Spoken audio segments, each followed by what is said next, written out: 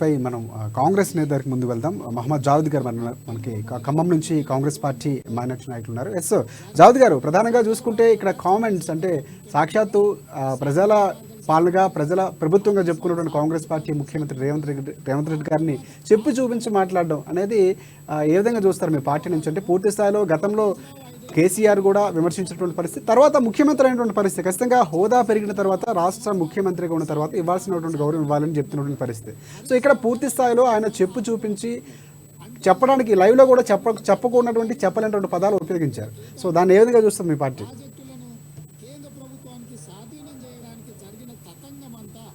అమ్మ న్యూస్ ప్రేక్షకులందరికీ నమస్కారం.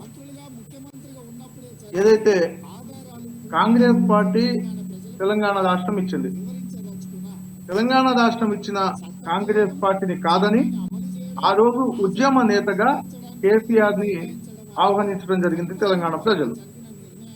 ఆహ్వానించిన తర్వాత తెలంగాణ బంగారు తెలంగాణగా మార్చదేమని చెప్పేసి అనుకున్నాం. కానీ బంగారు తెలంగాణని బీఆర్ఎస్ పార్టీ చేతిలో పెడితే వాళ్ళు దీన్ని తీసుకెళ్లి తాకట్టు పెట్టి ఇవాళ 7 లక్షల కోట్ల అప్పులు ప్రభుత్వం మీద చూపించేసి ఇంట్లో కూర్చున్నారు.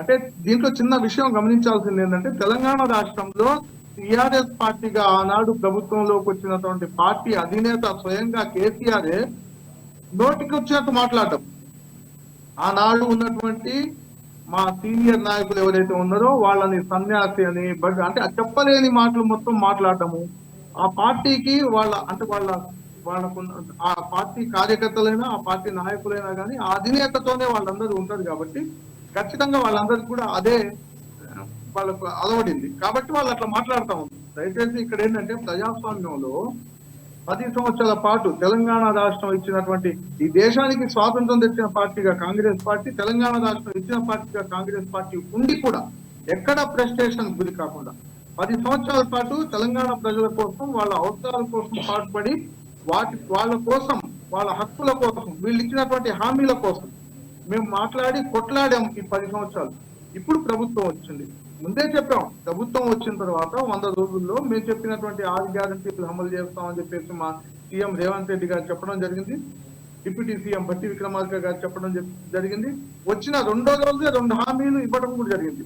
అదే రకంగా ఈ వారంలో కూడా మళ్ళీ 2 హామీలు ఇస్తా ఉన్నాం. అంటే వీళ్ళు ఫ్రస్ట్రేషన్ లో ఉండి, ఎక్కడున్న బాల్కా సుమన్ అండి, బాల్కా సుమన్ ఎవరు, యూనివర్సిటీలో ఏం చేసేవాడు?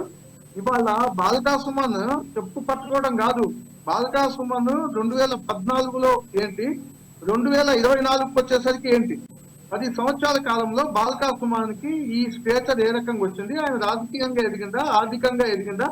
ఈ ఆస్తులు కూడబెట్టుకోవడం ఎక్కడి నుంచి వచ్చింది? ఇంత ధైర్యం, మాట్లాడే ధైర్యం ప్రజాస్వామ్యంలో ఎక్కడి నుంచి అని చెప్పేసి అడుగుతా ఉన్నాం.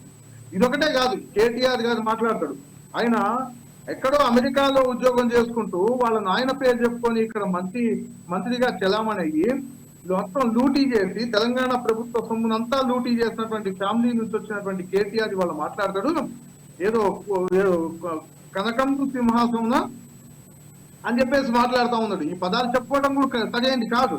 అంటే వీళ్ళు కనీసం 100 రోజులు కూడా ఓపిక పట్టలేని, ప్రభుత్వం లేకుండా ఓపిక పట్టలేనటువంటి పరిస్థితిలో ఉన్నదంటే, వీళ్ళు 2014 దాకా చేసినటువంటి తెలంగాణ పోరాటంలో కూడా వీళ్ళు అంటే లోపాయికారంగా ఆ రోజు ఉన్నటువంటి ఆంధ్ర పాలకులు, ఆంధ్ర బిజినెస్ మ్యాన్స్ ఎవరైతే ఉన్నారో వాళ్ళని లోపరుచుకొని, వాళ్ళని బెదిరించి, వాళ్ళు చేస్తున్నటువంటి వ్యాపారాలకు ఆటంకం కలిగించి వాళ్ళ దగ్గర డబ్బు తప్పి చేసినటువంటి వ్యవహారం, దాన్ని కంటిన్యూ చేస్తూ తెలంగాణ కాంగ్రెస్ పుణ్యం వల్ల తెలంగాణ రాష్ట్రం ఏర్పడడం, దాంట్లో తెలంగాణ ప్రజలు ఏదో పోరాటం చేశారు కదా, ఉద్యమ పార్టీ కదా, ఉద్యమ పార్టీ అంటే ఖచ్చితంగా బంగారు తెలంగాణ అని చెప్పేసి అనుకొని ఆ రోజు యువత ఉద్యోగాలు వస్తాయని చెప్పేసి మహిళలకు ఇక్కడ తెలంగాణలో ఒక మంచి